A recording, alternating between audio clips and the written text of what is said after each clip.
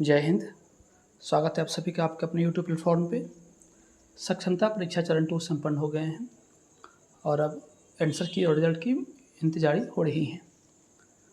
इनसे पहले जो साक्षरता 1 जो हुए थे, उसी समय से काफ़ी सारे लोगों के मन में विचार आ रहा था कि क्या राज्यकर्मी बनने के पश्चात वेतन में बढ़ोतरी होगी या कमी होगी।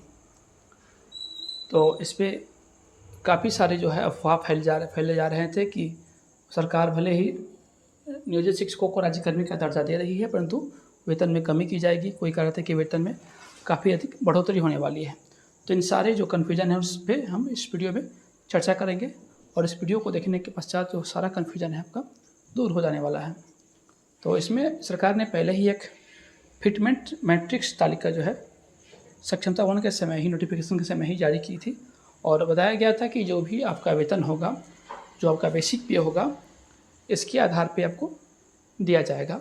और यदि आप पहले से नियोजित शिक्षक के रूप में कार्य कर रहे हैं और जो आपका मूल वेतन है उसमें बिल्कुल भी कटौती नहीं होगी, अर्थात आपके जो मूल वेतन है उससे या तो बराबर मिलेंगे या उससे अधिक मिलेंगे, कम किसी भी कीमत पे नहीं दिया जाएगा। जैसे मानते हैं कि आपका अभी 27,500 मूल वेतन है किन्हीं शिक्षक का, तो 27,000 यहाँ देखेंगे कि 320 है, 125 की बात हम कर रहे हैं, तो ये ना मिलके हमको 28,140 इस मूल वेतन के आधार पे हमको जो है सैलरी का निर्धारण होगा। यदि किन्हीं का मानते हैं मूल वेतन 16,330 है, तो उनको जो मिनिमम यहाँ बताया गया था कि मिनिमम जो प्रत्येक वर्ग का निर्धारित किया गया था वो तो मिलना अनिवार्य था, अर्थात जिनका 16,330 भी है उनको भी 25,000 जो है मूल वेतन दिया जाएगा और उनके आधार पे ही बाकी आपके डीए, एचआरए इत्यादि आपकी सैलरी में जो ऐड होगा। तो इन सब बातों को हम नीचे अच्छे से डिस्कशन करते हैं। तो आइए बात करते हैं वैसे शिक्षकों की जो कि क्लास 1 to 5 में है और साथ ही जिन्होंने 2002 से लेकर 2006 के बीच में ज्वाइन किया है। उनकी बेसिक जो सैलरी की बात की जाए, उन्हें वर्तमान में अभी 34,420 रुपये बेसिक सैलरी के रूप में प्राप्त हो रहे हैं। साथ ही डीए वर्तमान में 50% हो गया है, तो 15,210 रुपये। और आगे देखेंगे तो आपके जो एचआरए है 5% जो कि मिनिमम होते हैं देहाती क्षेत्र में, उसको मैंने इसमें ऐड किया है, तो 1,521 रुपया एचआरए आपको प्राप्त हो रहे हैं। मेडिकल की बात करेंगे तो 1,000। तो कुल जो ग्रॉस सैलरी बन रही है, अर्थात जो कुल आपके जो अर्निंग हो रही है वो 48,151 हो रही है और एपीएफ में आपके 1,800 रुपये कट रहे हैं। तो अब आपके इन हैंड सैलरी जो आपके खाते में सीधे आ रही हैं वो हैं 46,351 और सरकार अपने तरफ से ईपीएफ में आपको दे रही है 1,950। तो कुल मिला के देखा जाए तो 3,750 तो आपके ईपीएफ अकाउंट में जमा हो रहे हैं और 46,351 आपके अकाउंट में सैलरी आ रही है। तो कुल आपका जो सैलरी बन रहा है वो है 50,101, अर्थात टोटल आपकी अर्निंग ये हो रही है, जिसमें से कि ये आपके अकाउंट में आ रहे हैं। और जब ये शिक्षक सक्षमता पास कर जाएंगे तो देख लेंगे कि इनको अब क्या सैलरी दी जाएगी।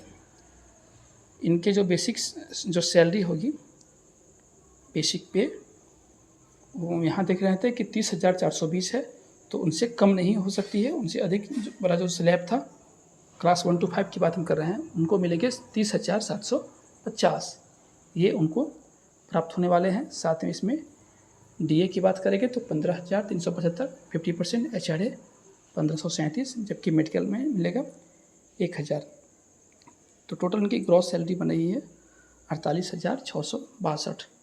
और हमको पता है कि 2004 के बाद से एनपीएस लागू हो गया है और अभी हाल ही में करीब 4-5 दिन पहले भारत सरकार ने घोषणा की है कि ये जो भारत सरकार के कर्मी हैं उनको अब एनपीएस की जगह में UPS unified payment pension system, इनमें उनको जोड़ने की बात कही है। तो अभी तो बिहार में इस तरह की घोषणा नहीं हुई है, बिहार में तो अभी एनपीएस ही चल रहा है। तो एनपीएस में जो टोटल आपका जो मूल वेतन होता है और डीए होता है, अर्थात इन दोनों के 10% आपके एनपीएस के खाते में जमा होते हैं और जो गवर्नमेंट उसमें देती है वो मूल वेतन और डीए का 14% अपनी तरफ से इसमें ऐड करती है। तो आपके जो है ये गवर्नमेंट के भार है और ये आपके जो सैलरी से कट रहे हैं। तो कुल आपका जो इन हैंड सैलरी मिल रहा है आपको 44,050 मिल रहे हैं, जबकि एनपीएस खाते में आपके 11,068 रुपये जमा हो रहे हैं। टोटल प्रॉफिट की बात करेंगे तो आपको टोटल 55,118 मिल रहे हैं, जबकि यहाँ आपके टोटल जो है प्रॉफिट थे 50,101 है। तो लगभग 5,000 रुपये की आपको जो है सैलरी में बढ़ोतरी होगी। लेकिन मूल सैलरी में देखा जाए तो कुछ रुपए की कमी हो रही है। और बात करते हैं जो लेटेस्ट जो नियोजित शिक्षक बहाल हुए थे 2002 में, यहाँ 2002 है, फरवरी 2002 में, उनके हम सैलरी की बात करेंगे तो उन्हें जो अभी मिल रहा है मूल वेतन, उनके 2 साल पूरे हो गए हैं तो उनका जो एक इंक्रीमेंट लग चुका है। 16,330 उन्हें मूल वेतन के रूप में प्राप्त हो रहे हैं। डीए की बात करेंगे तो 8165, एचआरए जो कि मिनिमम मैंने लिया है 5%, तो वो 817। मेडिकल की बात करेंगे तो 1000, तो उनकी जो ग्रॉस सैलरी बन रही थी अभी 26,312, जिसमें कि एपीएफ इतना कट रहा था। टोटल उनके हाथ में सैलरी आ रही थी 24,512। अब सरकार का इसमें कंट्रीब्यूशन था 1950, तो टोटल ईपीएफ में उनके जमा हो रहे थे 3750 और टोटल प्रॉफिट उनको हो रहा था, अर्थात टोटल अर्निंग जो उनके कहेंगे 28,262 रुपये की हो रही है। और जब ये सक्षमता पास कर जाएंगे तो उनको जो बेसिक सैलरी, यहाँ भी गलती हो गया है, 2002 की बात हो रही है, तो उन्हें बेसिक सैलरी जो मिलने वाला है वो तो 25,000 जो कि मिनिमम है क्लास 1 to 5 के लिए।